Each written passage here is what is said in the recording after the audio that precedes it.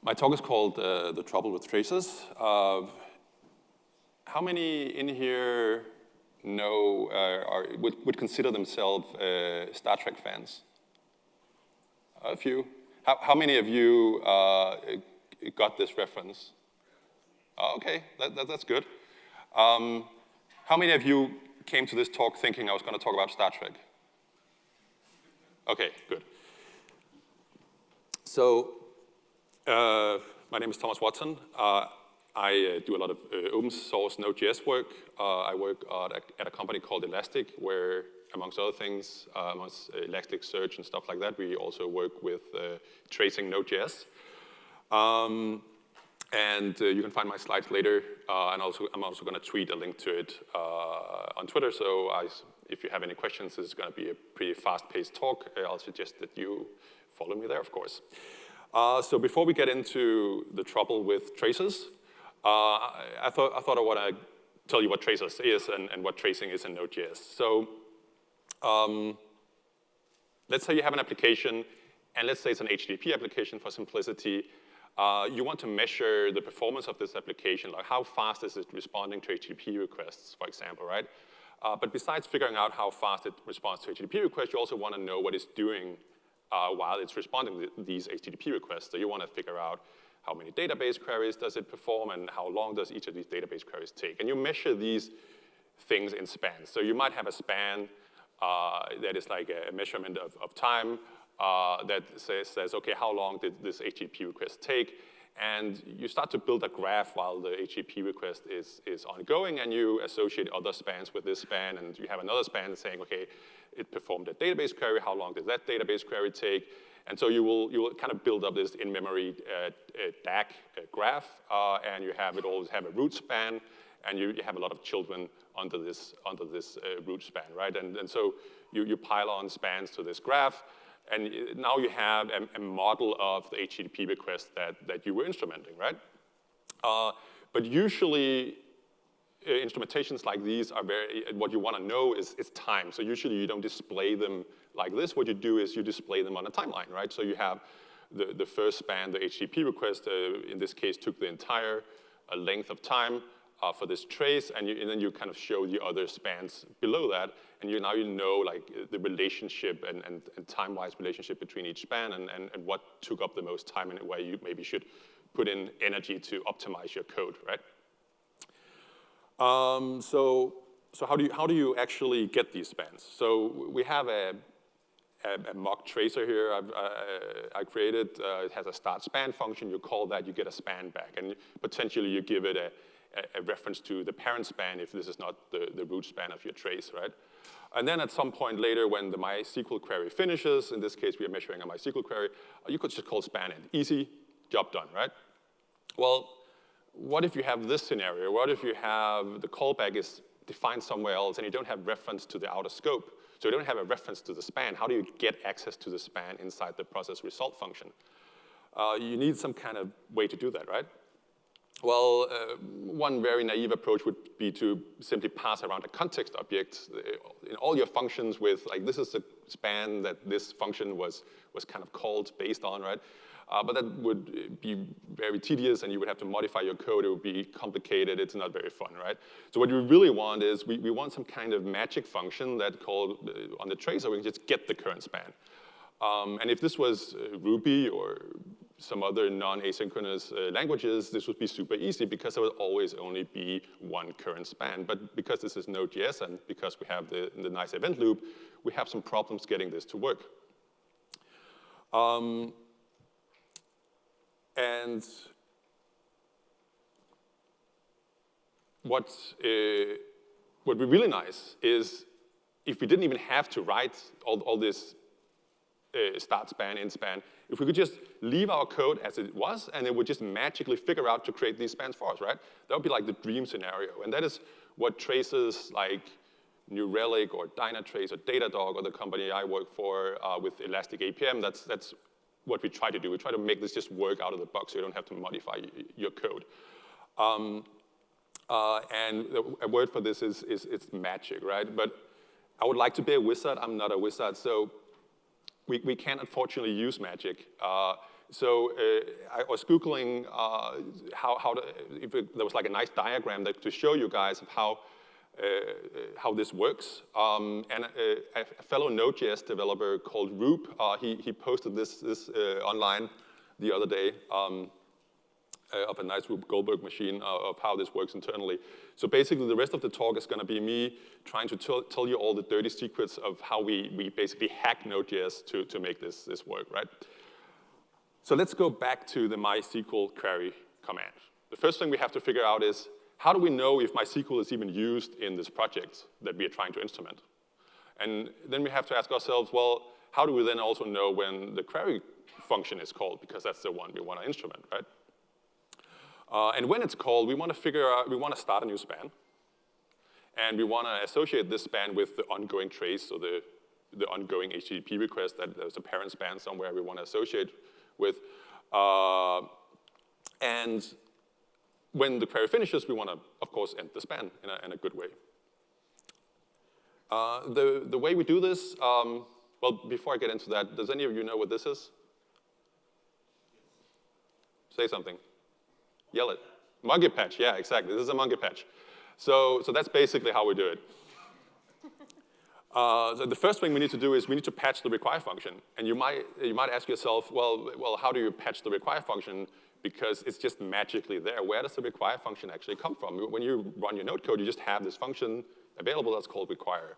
Well, it turns out that actually Node have a module called module. And you can require a module. It ships with Node. And that gives you back a module constructor. And you can make a new instance of the module constructor. And on that instance is a function called require. And this is actually the same. This is what goes on behind the scenes when you require a module. Then the require function inside that module is going to actually be this require function. So what we can do is we can just patch the module.prototype.require. And then we can actually man in the middle the require function. And it could look something like this. So we would save a reference to the original require function because obviously we don't want to break functionality. Then we override it with our own function. And then the first thing we do, of course, is call the original one, so we're actually requiring what we want to require, right? And then in this case, it's just a dummy thing here. We're just overriding we're just checking if somebody's trying to require HTTP. And if they are, we are overriding the request function on the HTTP exports object. And in this case, we're just logging out. There's a new outgoing request to this host. Obviously, you shouldn't run this in production because what if you require HTTP twice? You would get this 2 times. So you need to work with caching and stuff like that. But this is kind of just to show you the kind of how it would look in a very simple way. Obviously, you don't want to do this yourself. So because this is kind of a man-in-the-middle attack on the require function, I wrote this module called require in the middle. It basically does all this magic stuff for you and takes care of caching and all that. This is how it looks. You don't have to understand everything here, but it's much simpler. You just give it an array of the modules you want to patch. Or you can say, I want to patch all. You just star, and it takes everything, right? But wait a second. Didn't Anna just say before in her talk that experimental modules, this flag was going to be removed soon, and soon ES modules were just going to be available natively? Yes, she did, unfortunately. So this, of course, won't work for native modules.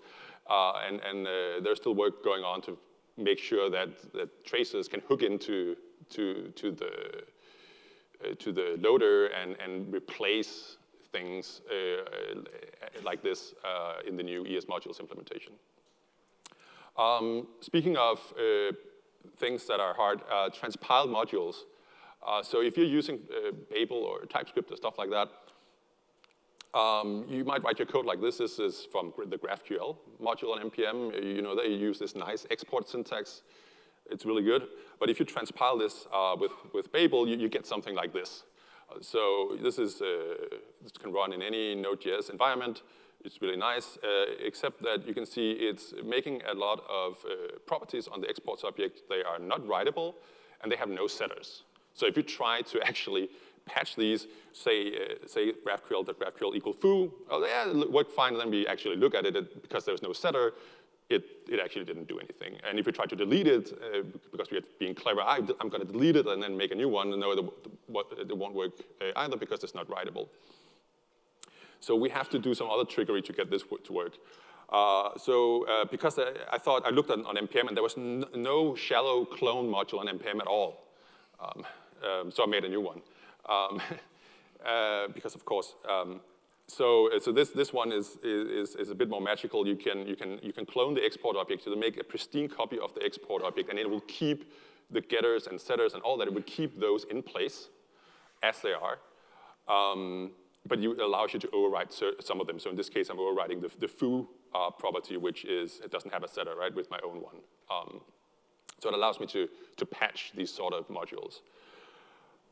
Speaking of patching, async calls. So we had this problem of knowing which span was the active span at any given time, because our Node application can have 1,000 active HTTP requests going on, right? And I'm not sure if Anna and we coordinated this, but I'm going to talk about set timeout as well. So let's imagine that all async stuff in Node.js is handled via set timeout, right? So how will we patch this and make sure that we keep a reference to the active span at all times, right? Well, we keep a reference to the original set timeout because we don't want to break functionality. We override it. Then at the time that the user calls set timeout, we keep a note of what's the current span right now, right? Then we call the original set timeout and give it our own callback function instead of the one the user provided. And when that callback function is called, so when the timer actually runs out, we then reset the current span to whatever it was when set timeouts were originally called. And then we, of course, call the callback that the user wanted, right? And so, well, it basically is going over all of these modules in Node Core and just doing the same thing for all the async operations that there is in like HTTP requests, TCP sockets, all that stuff. Luckily, in Node 8, some very talented people landed this module called async hooks. And async hooks actually gives us hooks into the Node runtime of every time something asynchronous happens. So this actually means that we don't have to patch Node Core anymore. So it gives us access to whenever a new timer is created and stuff like that. But again, there's always a caveat. If you use async await, which is the new hotness, right? And then you use thenable, so something that looks like a promise, but it's not a promise, it just has a then method on it. That works fine with async await. It's actually a feature. But obviously Node doesn't know about this, so it can't really call these async hooks anymore. So that won't work, actually.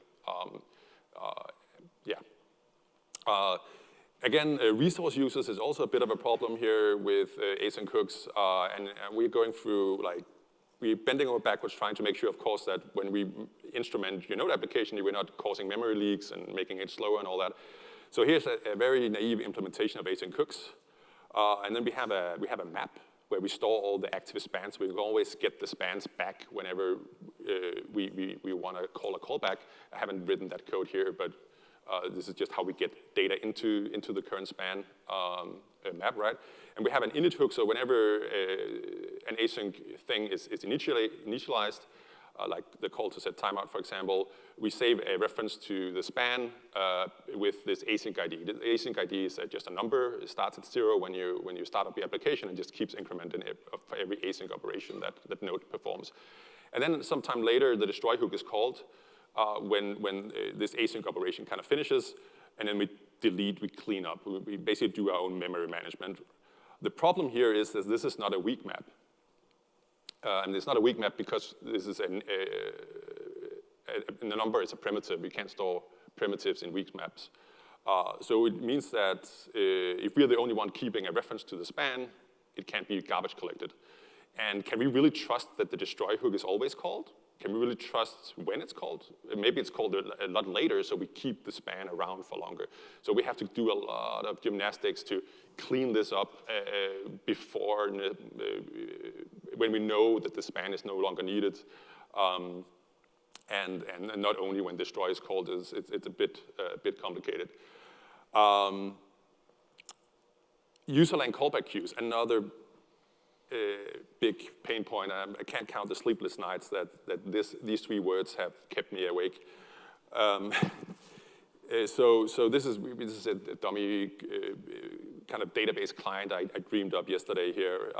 So it has when you initialize the constructor, you make a pool of TCP sockets, say, and there's like 5 TCP sockets, and when those are full, you have a queue where you can add new database queries, so they can be executed when one of the sockets frees up. And when somebody makes a request, we get an available socket, and then we send the query onto the socket and call the callback, and all is fine, right? Unless there's no available sockets, we queue the callback. And then when there's an available socket, we say, hey, let's take the callback from the queue, and then let's make the request once more. The problem with this is that now this request is not going on in the context of when it was made, but it's going on in the context of the previous call to the socket, right? And this might be a totally different HTTP request. So you might see spans showing up associated with an HTTP request that actually didn't make these database queries, right? Then I usually look like this, and then you will get bug reports like this. Current span turns to null after post request, and then I'll politely ask the user, could you give us a list of all your package JSON dependencies, please? And the user is like, yeah, sure.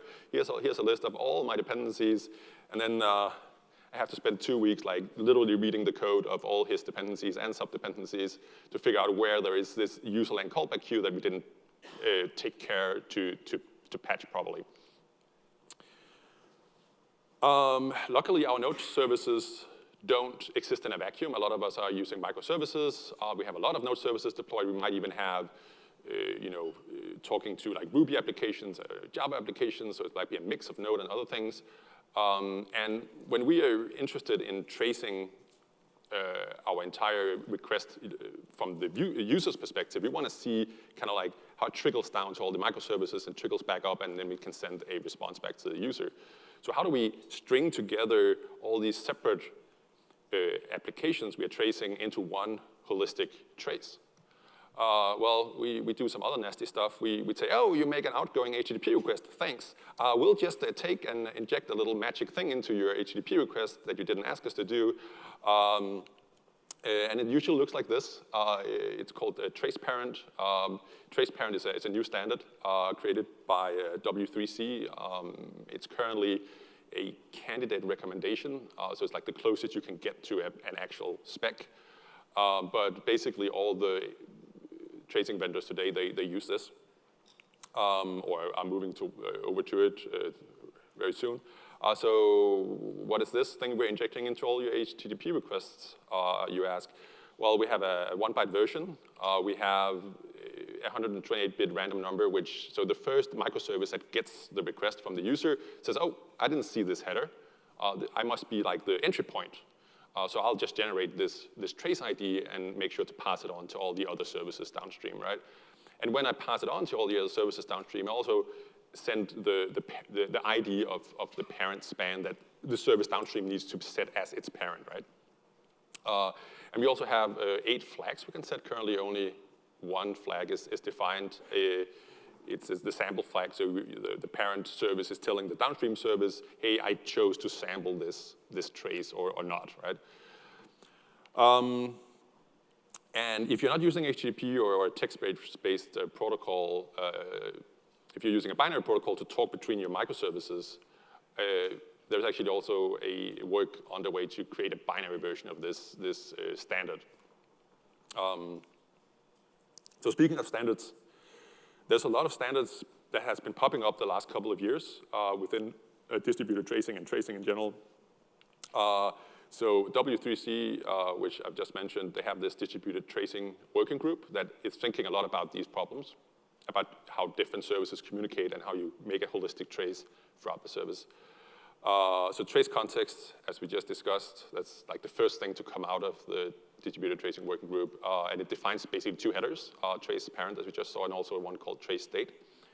The next thing to come out of the working group is correlation context spec, which allows you, the user, to send certain data between services in a standardized fashion by basically telling the tracer, hey, I have this data that I want to associate with this trace. So when you can get the trace on in the receiving service, you can actually get the data back, and it's just taken care of by the tracer for you. And it's called, that header is called correlation context. There's also open tracing, as many of you have probably heard about. Open tracing defines an API.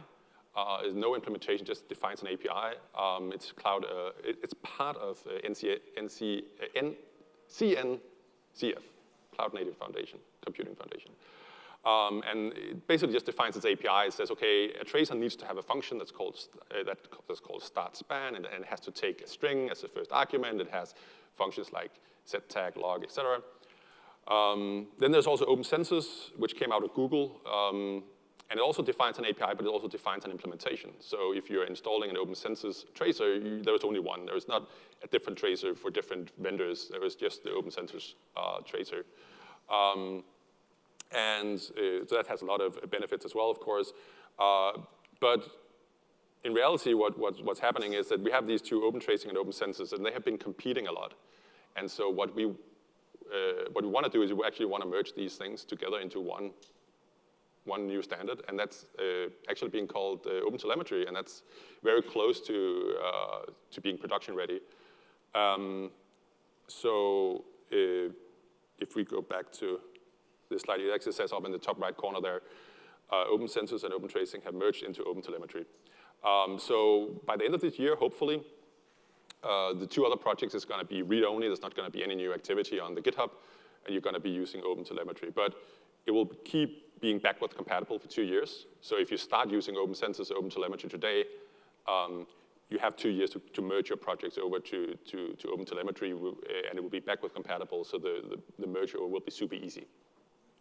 And this will basically, if you know open census already, this OpenTelemetry will look a lot like open census, but we'll take some of the learnings from open tracing as well, so we'll decouple the API and the actual implementation. And this is also, currently, it's a cloud native sandbox project currently. So it's in the sandbox stage. There's also the Diagnostics Working Group under the Node.js project, where all the work of, for example, async hooks is going on. So to make all the APIs to do tracing, make tracing possible in Node Core, that happens inside this working group. So if you're interested in that and these topics related to Node Core, this is the place to look. So finally, I just want to leave you with a few notes on how to make your application traceable. If you're using async await and you're using Venables, you're on shaky ground. There are some experimental ways we can fix this currently that I don't have time to go into, but it's not stable. Challenge is if you yourself have a user line callback queue in your application, you just have to remember to wrap it up nicely with some APIs that the tracer exposes to tell the tracer, hey, now I'm doing this, now I'm doing that. The same goes with you, of course, if you're using custom protocols that's not HTTP, because then the tracer can't really know how to propagate the context to the next microservice. And of course, please don't store all the data, because it's your application, as a tracing data there's a lot of tracing data that is being built in memory, and it will slow down your application. And if you try to store it to be able to see everything, it will just cost a lot of money to store this data. So sampling is usually the way to go.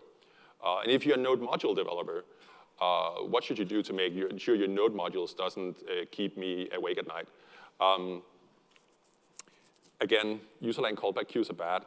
Of course, you have to use them sometimes, and Node.js actually have an API where you can tell Node, oh, now I'm making an async thing. So if you use those APIs, they're part of async hooks, you'll be able to tell Node that this is happening. And I haven't looked into this, but I was actually thinking maybe Venables can be solved in a similar way. But hopefully, what we actually want to do is we want to solve it more at the core level if possible. So what we really want is we want you to provide some hooks if you want your module to be instrumented, that you can kind of take a tracer as input or something like that, or fire an event whenever an async thing happens or something like that. quickly, what does the future hold? Move server communication to worker thread. Worker threads just landed recently. It would be interesting to see if we can move some of the load that the tracer is doing to a worker thread so it doesn't run in the same thread as your primary application. That would be interesting. I haven't seen anybody do this yet. Core context propagation API. There's actually work going on to land this in Node Core. That will make the life easier for a lot of us. And maybe a core tracer API. I'm not sure how that would look, but it would be interesting to pursue something like that. So I have a very important slide here.